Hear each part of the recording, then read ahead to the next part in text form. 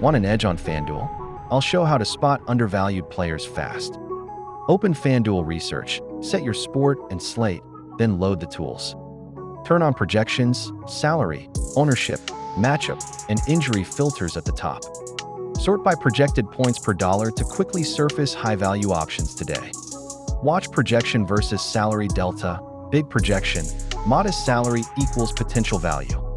Flag low ownership players with strong matchup grades and steady recent production trends.